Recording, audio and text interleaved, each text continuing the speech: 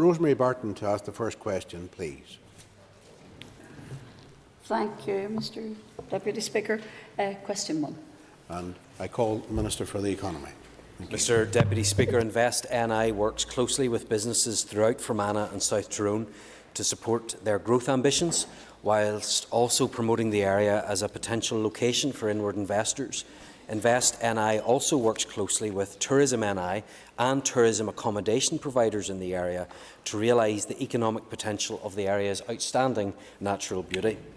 Tourism NI has allocated funding of over £811,000 to tourism projects in the Fermanagh and South Tyrone constituency through a number of investment programmes since 2018-19. Over the last 3 years, for which full performance information is available, that's 2018-19 to 2020-21, Invest NI made over 560 offers of support to businesses in the members' area.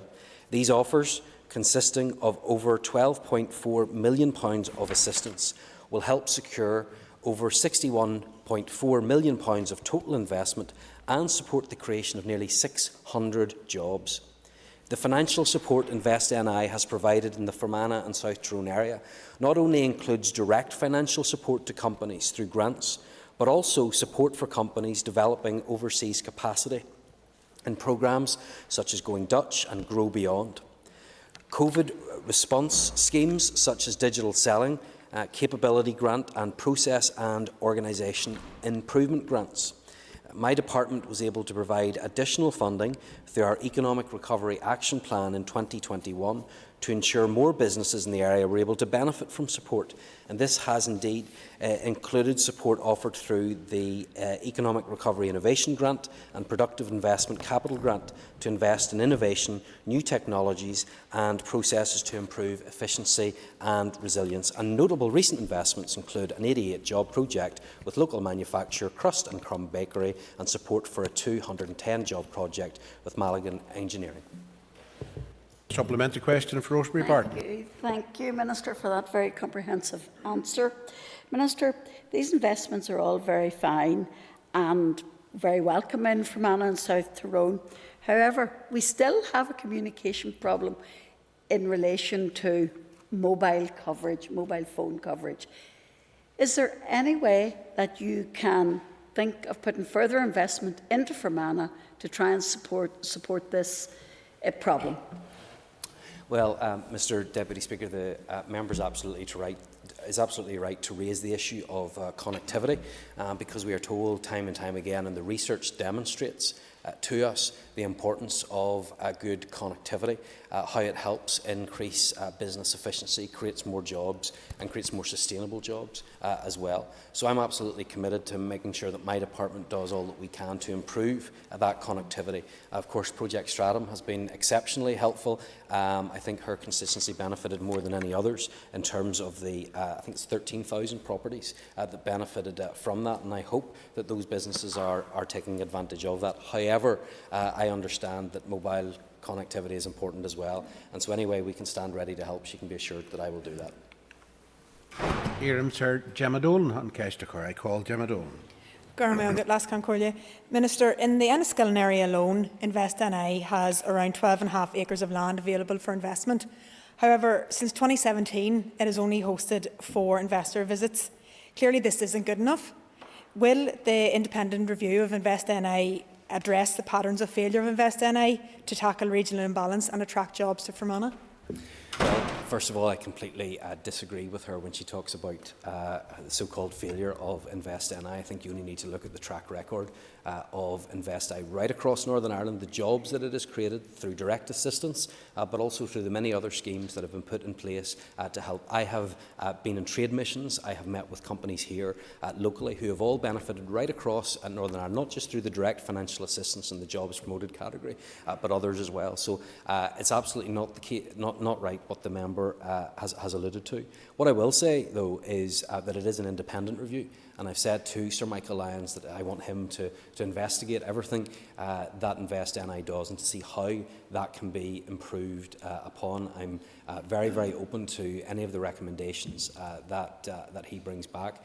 There is an issue, as she has said, with the land that is being there in Enniskillen for some time. I want to make sure that we make use of all of the sites that we have, and where there are potential investment opportunities, that we exploit those. And certainly Invest NI are more than willing to bring interested investors to those sites where they're appropriate and where they line up to our ambitions. But I would encourage her to respond to Sir Michael Lyons and his call for evidence, and she can make sure that particular viewpoint is heard.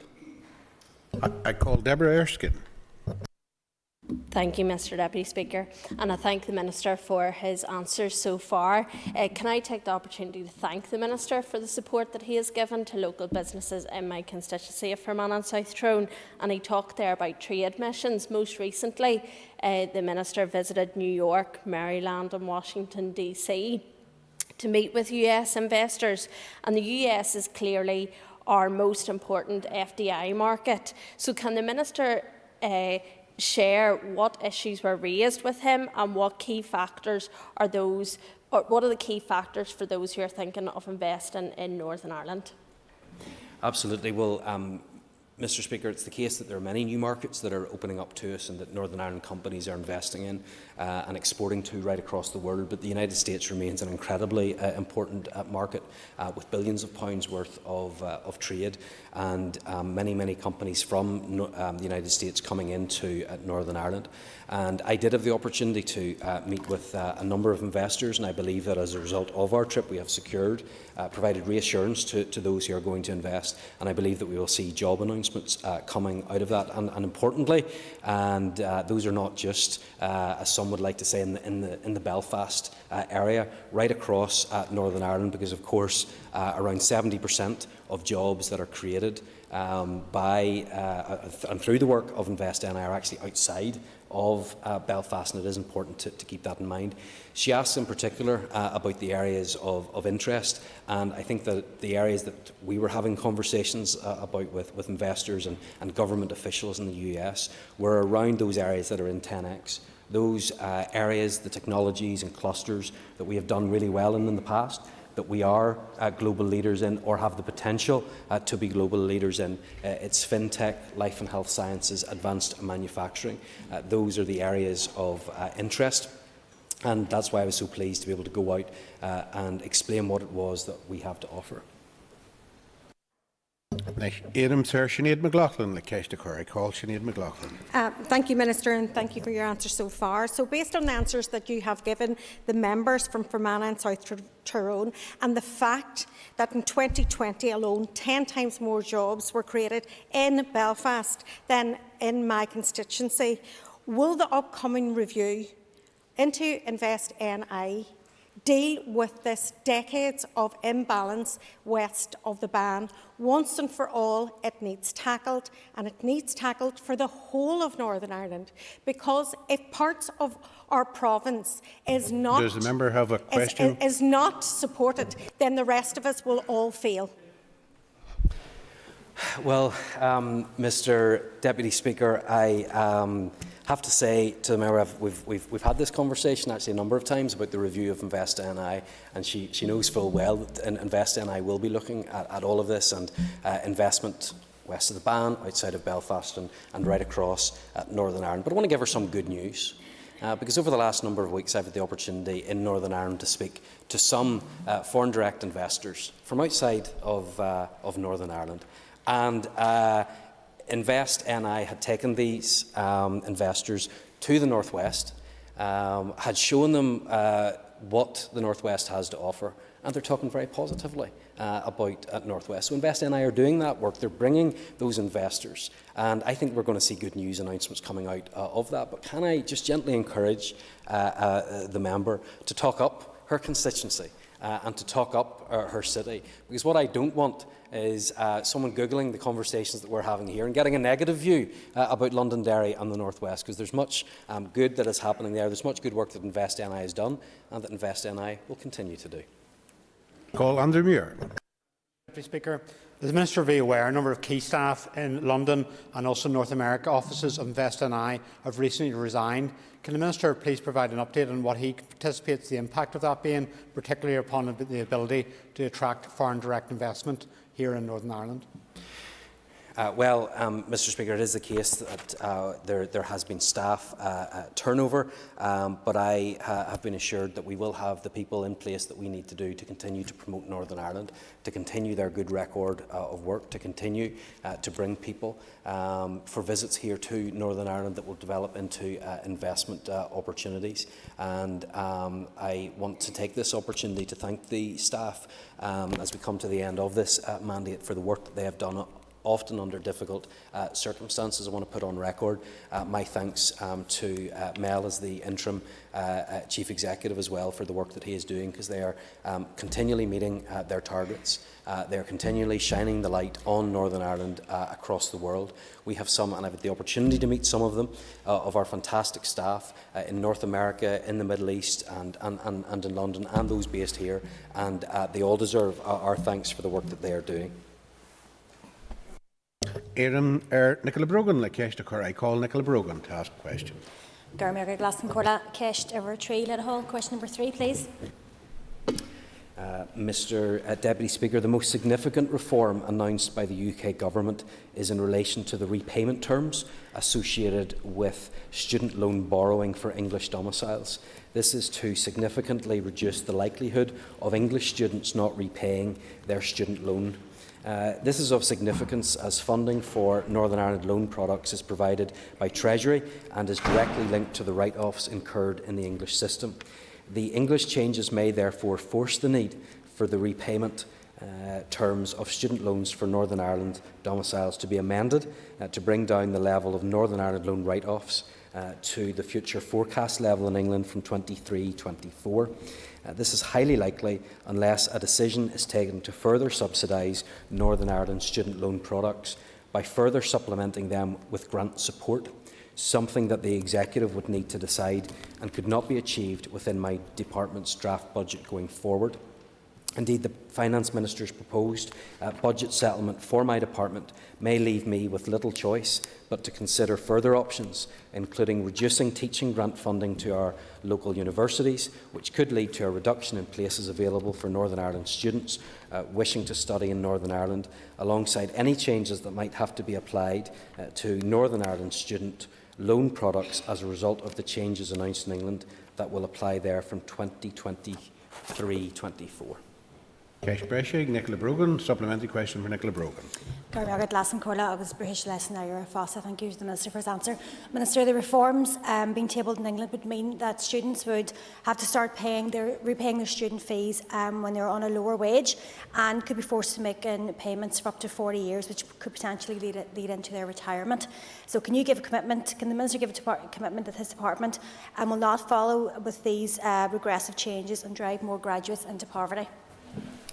Well, Mr. Speaker, unfortunately I'm not in the position to do that because I don't know what the final budget settlement is going to be.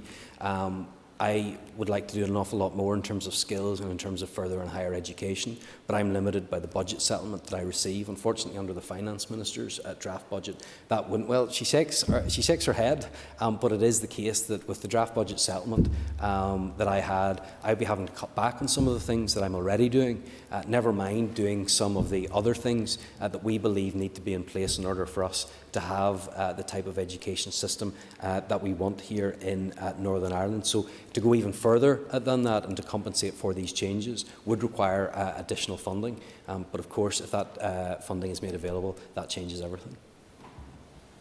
I call Peter Weir. Speaker, for those of us who attended the excellent presentation today by the Open University, will see the high significance of the higher education sector to Northern Ireland, indeed to the wider United Kingdom. Can the Minister outline what he believes would be the implications for that higher education sector if the draft budget that's been proposed by Minister Murphy went through unchanged? Well, I think it would be a very difficult situation for the universities and for students if that draft budget situation were to follow through to become the final settlement from my department. And it would not be good for the universities in terms of what they would be able to provide. It would not be good for students in terms of the support that would be made available to them. It has consequences and I am worried about what those are. I think the draft budget that the Finance Minister presented to the Executive was the first time since 2007 that we did not put the economy and skills at the forefront of what we are doing here in Northern Ireland. I have a vision to see Northern Ireland among the elite small economies of the world. If we are to do that, we need to make sure that the funding is in place to address what I believe is one of the single greatest challenges that we face in Northern Ireland, and that is in terms of skills. If we do not invest in skills, we're not going to achieve everything that we have set out in our 10x vision, and that's why we need to have the funding in place to support it. Call Paula Bradshaw. Minister, for your answers so far. Minister, you'll be aware that there is huge pressure on our two universities for places, and it's going to just get worse with the growing demography of young people coming through in that age group. What is the Minister's department doing around the maximum student numbers cap at the minute? Is there any review underway, and are there any plans to raise the number for the university intake? Thank you. Well, Mr. Deputy Speaker, of course the number has risen in recent years. However, I recognise that it's increased since 2018-19 to last year from 22,844 to 25,255. However, I don't believe that's keeping up with demographic changes, and if we don't see a change in that number, I understand the difficulties that we are going to face, because we will just be exporting, in many cases, more of our young people, and that's not something that I want to see happen at all. I want those that want to stay here. We have to recognise that many are determined leavers, and many will go to Great Britain, but I want to see more of our young people study here, and indeed I want to see more students coming from outside of Northern Ireland and from Great Britain in particular to come here, and they would be unaffected by the Mazen cap. These are discussions that I continue to have with the university, but as I've said in answers to other questions, a lot of this comes down to funding, and are we prepared to look at how we fund these places, and what role the Executive is prepared to play in that. I call Deborah Erskine. Thank you, Mr. Deputy Speaker. Question number 5, please. Mr. Deputy Speaker, by the end of this financial year, my department, through Tourism NI, will have invested over £12 million in consistently and heavily promoting Northern Ireland as a leading tourism destination across multiple campaigns and initiatives. I was pleased to secure an additional £8 million during January monitoring to support tourism marketing campaigns in Northern Ireland, the Republic of Ireland, Great Britain and Europe, including a comprehensive cooperative marketing campaign with airlines to highlight the ease of access on direct flights to Northern Ireland. I have been pleased to have been personally engaged in working with Tourism Ireland to showcase Northern Ireland on the world stage. In November, I attended the World Travel Market in London, the largest business-to-business event in the global tourism calendar, and we supported around 25 companies from Northern Ireland that were participating. Last month, I attended Expo 2020 in Dubai and engaged with industry partners participating in Tourism Ireland's 2022 Middle East sales mission. Last week, I was in the US to engage with around 20 top US travel, industry and media guests at a Tourism Ireland breakfast round table. And I will continue to do all that I can to promote tourism in Northern Ireland. Supplementary question for Deborah Erskine. Thank you. And as this is the Minister's last question time, can I wish him well in the election, and hopefully after the election we'll be welcoming back to Fermanagh and South Tyrone. I know that in my constituency we have welcomed a lot of stay-at-home tourism as a result of the COVID restrictions.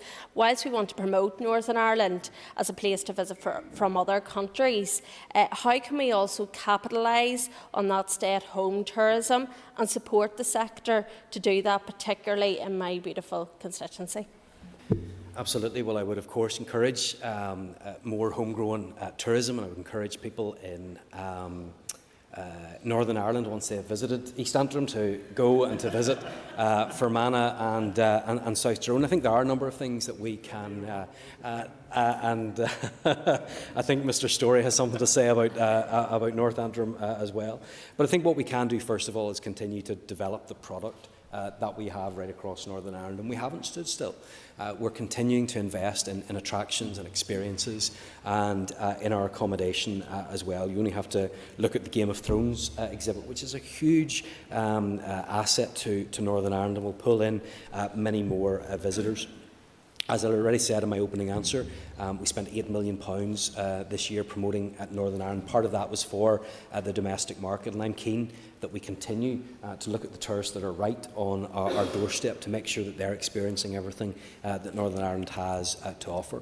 But we've also taken other steps, and I think of Project Stratum. Again, we see the benefit that it has for tourism as well, because we have more accommodation providers, more experiences and attractions that will now have access to that high fibre broadband, which is critical for being connected in the modern world and making sure that we can make the most of what we have to offer. And I'm sure that she will continue, as she has done with me continually, to promote everything that Fermanagh and South Tyrone has to offer. And I want to see everywhere in Northern Ireland take advantage of what it is that we have to offer to tourists, whether they're from just down the road or whether they're from the other side of the world. Mayor John O'Dowd, Leicester. I call John O'Dowd. On the subject of tourism just down the road, the Minister will be aware there's been a significant increase of tourists visiting from the south in the 26 counties, with I think an estimated increase of 55% staying overnight, including in Ms Erskine's constituency, I'm sure, and everyone else's constituency. So, Minister, why do you underfund Tourism Ireland? Under the agreement that's in place, your department should be funding it by 1/3, but you only fund it by 15%. You're undercutting actual local businesses by doing so. Will you commit to support Tourism Ireland fully? Well, things were going so well yesterday, and Mr O'Dowd was so pleased with the work that I was doing. But, well, of course, Mr Deputy Speaker, the funding arrangement is complex, and whenever the government in the Republic of Ireland want to give more money and give more funds to Tourism Ireland, we might not always be in the position to do so. We might be facing those budgetary constraints, and so our share will go down. I have, where possible, been able to give money through monitoring rounds or extra money that's available to those campaigns, and in particular those campaigns that promote Northern Ireland abroad. I want to continue to do that. Of course, I see the benefit in making sure that everybody around the world knows about Northern Ireland, know what we have to offer, and I want to be able to give that funding and ensure that Northern Ireland can be promoted. Mayor Matthew Toole. I call Matthew Toole. Mr Deputy Speaker, Minister, the most tourists who come to Northern Ireland from overseas come here via the south of Ireland. Dublin Airport is the biggest point of entry into Northern Ireland. So with that in mind, did your department respond to the All-Ireland Strategic Rail Review in order to explore how rebuilding the rail network, unfortunately devastated over the past century on this island, we only have one cross-border rail link, could contribute to growing tourism in Northern Ireland?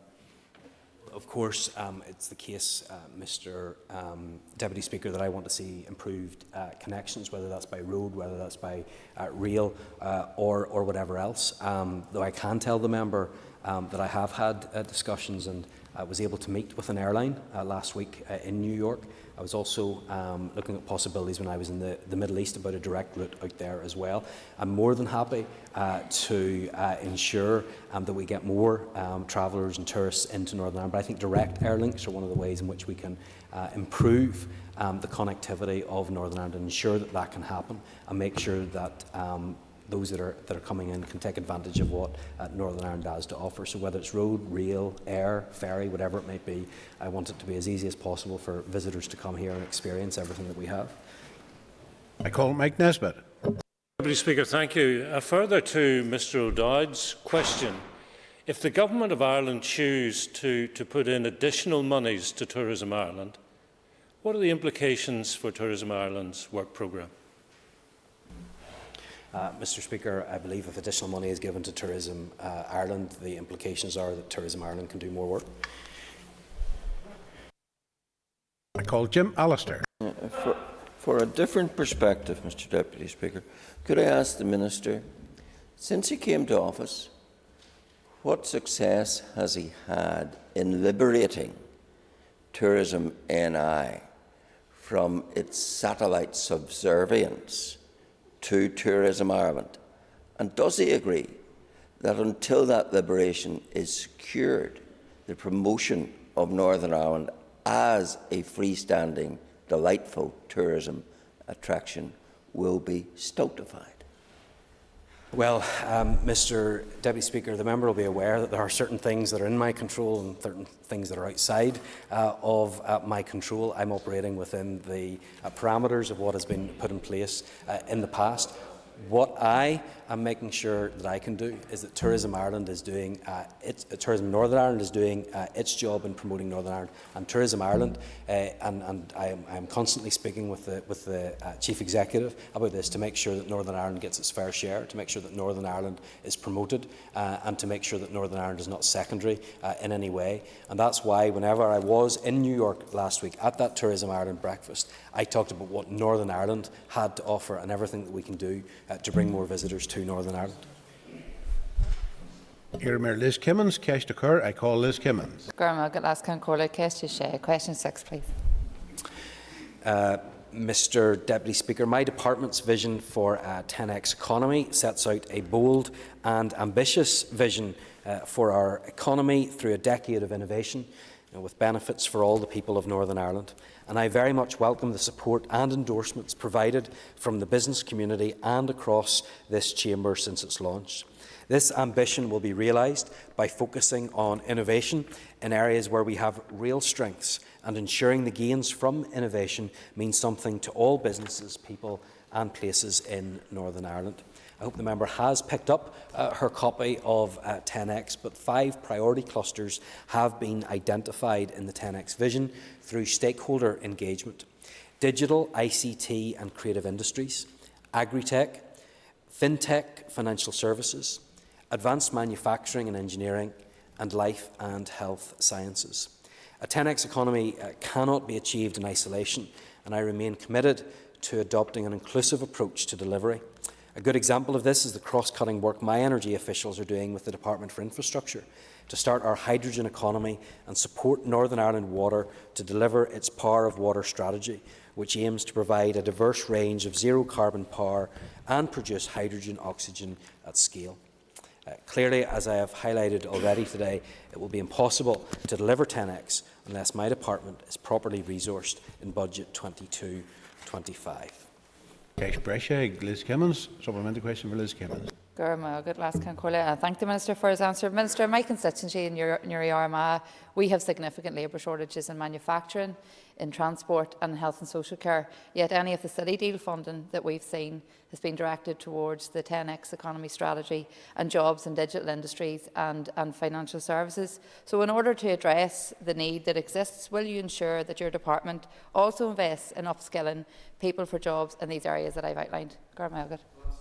Mr Speaker, and 10X is our overarching vision for where we want the economy to be in 10 years, but it's not a vision that sits in isolation.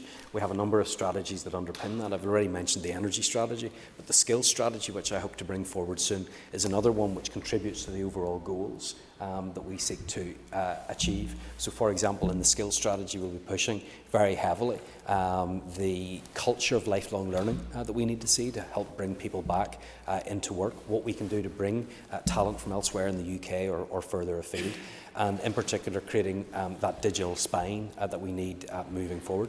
There are other labour issues and shortages. We want to address those, but that's absolutely what I intend for the skills strategy to do, which in turn contributes to what we're doing through 10X. Mayor Matthew O'Toole, the Cash to Cur. I call Matthew O'Toole for a quick question. 7. Question 7. Mr Deputy Speaker, across its international network, Invest NI promotes Northern Ireland as a destination of choice for mobile foreign direct investment based on a compelling value proposition that combines our key strengths of a talented and loyal workforce, advanced telecoms infrastructure, a pro-business environment, competitive operating costs and proximity to major markets. Potential investors assess the aforementioned value proposition as an overall package when determining the optimum location for their international operations, rather than any individual factor being considered in isolation when evaluating our attractiveness relative to other competing locations.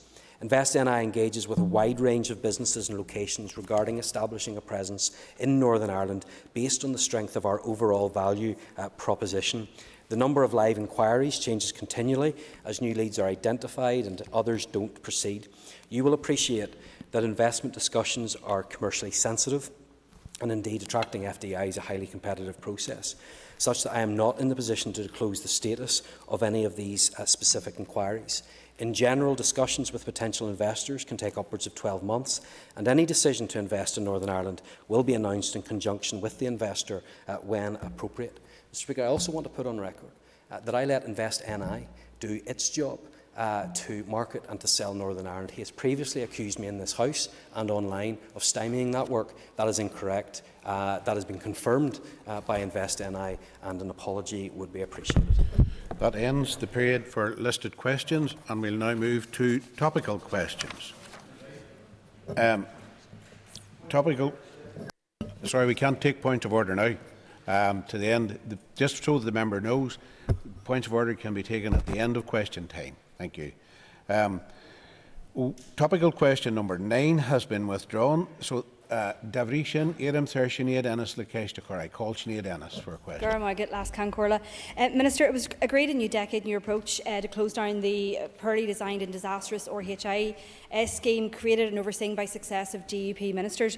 Why for 2 years now have DUP ministers refused to bring forward a proposal to deliver on that commitment and finally close down the flawed and failed RHI scheme? Well, the member will be aware that there was a consultation that took place. We had to allow that consultation to happen. We had to analyse the results of that, and then we had to look at a way forward. On a number of occasions, I tried to get this issue on the executive agenda. There are a number of financial and legal implications to this. I've been very clear from the start. I want an outcome that is fair to scheme participants and at the same time fair to taxpayers in Northern Ireland. I would have liked to have had that discussion at the executive, but unfortunately I couldn't get it on the agenda. Ceist Brescia, Sinead Ennis, supplementary question for Sinead Ennis. Minister, over the course of this mandate, 3 different DUP economy ministers have been consistent, and you're the latest, in the refusal to close the RHI scheme, despite a commitment and repeated calls to do so. Can you explain, because I haven't heard a rational explanation yet, why no proposals have been brought forward by the DUP economy ministers to finally close the scheme? Well, of course, that's simply not the case. I have tried to bring forward proposals to the executive on a number of occasions, as had my predecessor Paul Frew and Diane Dodds before that. So it's wrong to say that we haven't brought options before the executive. The difficulty has been allowing those options, and I'm more than happy to have a conversation with executive colleagues about that, but unfortunately I was not in the position that I could do that. I call Andrew Muir. Very much. Mr Deputy Speaker, my questions are in relation to energy. It recently emerged that up to £660 million over the next 20 years in funding will go unspent as a result of the failure to come up with an alternative proposal to spend cash in relation to renewable heat incentives and schemes such as that. Why is that, and what is the Minister doing to utilise the funding available? Of course, it's not the case that that is unspent. As the member himself said, this is over a 20-year period. It's not something that's unique to this financial year. The member will be aware of my energy strategy. He'll be aware of the action plan that I have for 2022. We have an issue around RHI to deal with. There will be financial consequences to that.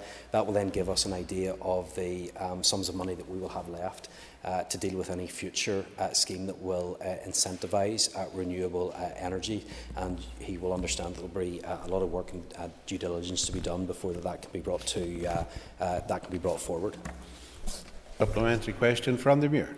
Thank you very much, Mr Speaker, and I thank the Minister for his response. Back to the issue of energy, the Audit Office recently reported today and stated that since the issues associated with RHI emerged, the Audit Office has continued to observe a culture at the Department for Economy where on some occasions issues have not been shared with us.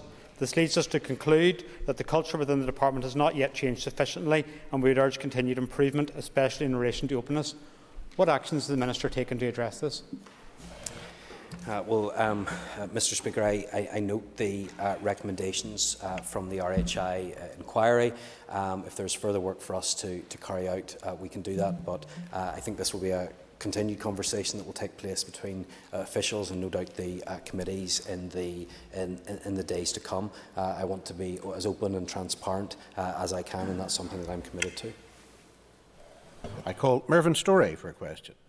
Deputy Speaker, and maybe the Minister will reflect when he's not blocked to bring forward papers in terms of progress by the party opposite, and maybe he could then reflect and explain to the House and maybe give us an indication as to what does he see and consider to be the most valuable and significant achievement that he has achieved during his tenure as the Minister for the Economy. Well, Mr Deputy Speaker, I only have 2 minutes. I don't know if it's appropriate to ask for an extension so that I can explain. Well, there's a number of things that we're pleased that we have been able to achieve over the course of this mandate. I think of the Assured Skills Academies that we have put in place. Many Assured Skills Academies, which has helped to create jobs and has brought more investment into Northern Ireland. I think of the Economic Recovery Action Plan, and in particular the High Street Scheme, which enabled 1.4 million cards to be produced, delivered and spent in the course of 3.7 million transactions. I think of the review that we've taken of the career service, the review of Invest NI, the independent strategic review of agri-food, a new energy strategy that puts affordability and security of supply at the heart of what we are doing, a focus on energy efficiency and cheaper bills for consumers. I think of Project Stratum, that through the DUP Confidence and Supply Agreement delivered almost £200 million worth of improvements, 88,000 premises that now have access or will shortly have access to broadband, 10,000 poles that have been put in place and 2,000 kilometres of cable that have contributed to that.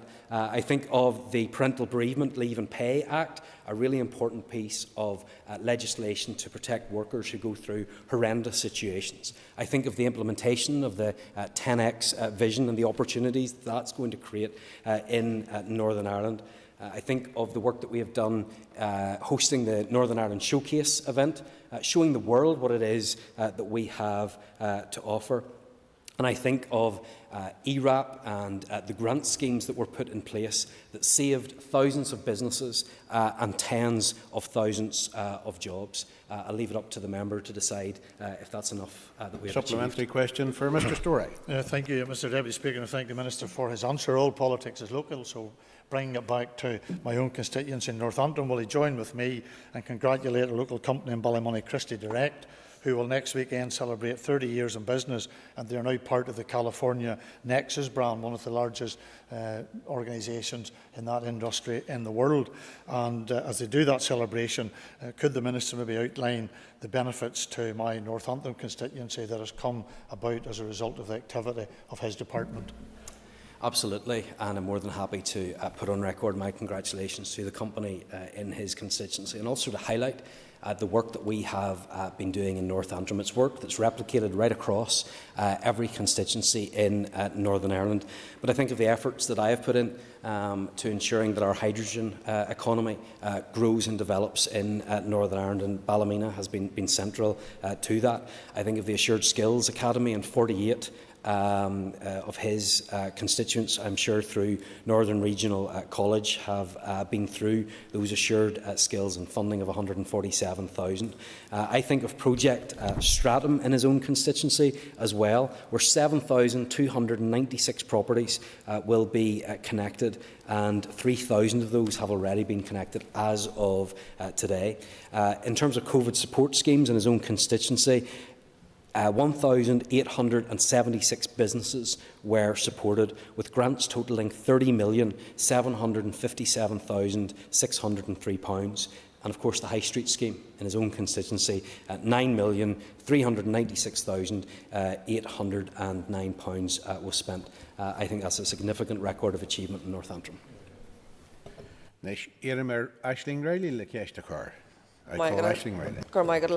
Minister, oil prices are through the roof. We had another gas price hike announcement, and petrol and diesel are over £1.70 a litre in some places. What is your department doing to help mitigate against these soaring costs?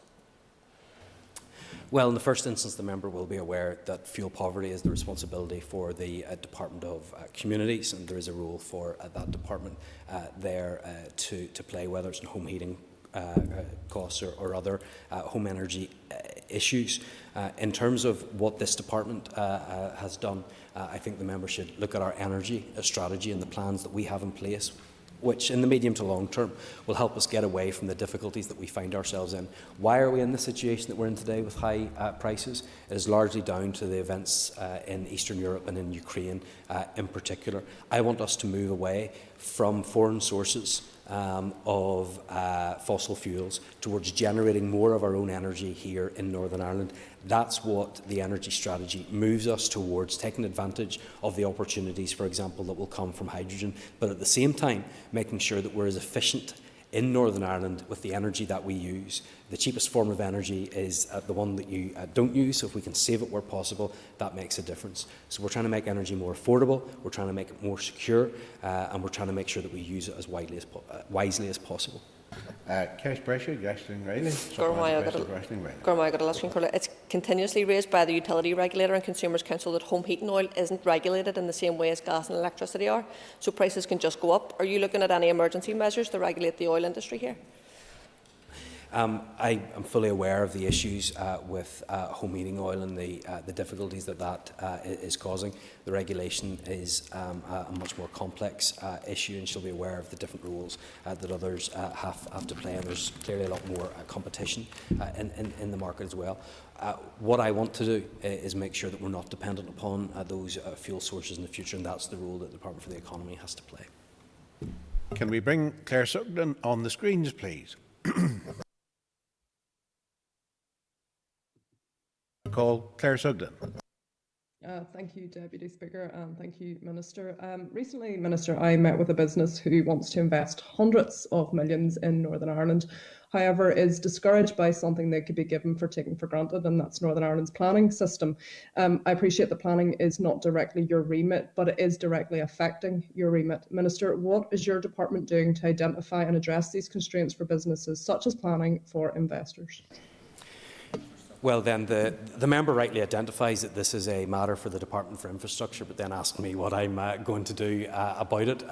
Unfortunately, planning is outside of my control. That being said, this is one of the issues that gets raised with me time and time again about how our planning system is often seen as not fit for purpose, and how it is really a turn-off in many ways to investors because of the length of time that it takes. And I think there are issues that need to be addressed at the local council level for some, but also at the Northern Ireland-wide level as well. But as this is an issue that's the direct responsibility of the Minister for Infrastructure, I would recommend that she take it up with her. Supplementary question for Claire Sugden. Thank you, Deputy Speaker. Minister, that's an unacceptable answer. You know, it is your responsibility to actually speak to your executive colleagues where there are issues that are affecting everyone in Northern Ireland, including businesses, which again is directly your remit. So again, I would ask, how are you working with your government colleagues to try and, you know, help these issues? If investors are saying that they don't want to bring hundreds of millions of pounds to Northern Ireland, you're saying that's not your remit? Not acceptable, Minister. Well, look, I think it's rather silly, actually, what the member has just said. I have outlined that I recognise that it is a problem. However, she doesn't seem... Well, there she goes. She shakes her head, but she doesn't seem to understand that there are certain departments that are responsible for certain issues. I can't step in and direct hospitals what to do. I can't step in other departments. They have their own remits, and I think she is aware of that. It is an issue that is of concern to the economy, absolutely. I have highlighted these issues. I have raised these concerns. I have talked about the change that we need to see. But she needs to recognise that not all ministers are responsible for all areas of work in Northern Ireland, and there are different ministers that are responsible for different areas. I would have thought that was fairly straightforward. Thank you. I call Steve Aiken. Thank you very much indeed, Mr Deputy Speaker. Minister, earlier on today when we were debating RHI, the Minister for Finance was fairly derogatory about your department, and he made some comments about not coming up with any solutions for the RHI scheme. Could the Minister point out to us what his solutions were and which one of the two he would actually opt for? Well, I'm surprised to hear that from the Minister of Finance, because he will have known full well that both me and my predecessors have on a number of occasions brought options to the Executive and sought to have that conversation. Unfortunately, it didn't get on the agenda. Supplementary question for Steve Aiken. Very much indeed, Minister. Could you tell us, of the two solutions that you did put forward, what is your preferred option? It's interesting that the member thinks that there were only two solutions that were put on the table. I've been clear from the start that I want to find a solution that works for taxpayers, for those scheme participants, and also deals with the potential legal and financial risks that we could expose ourselves to.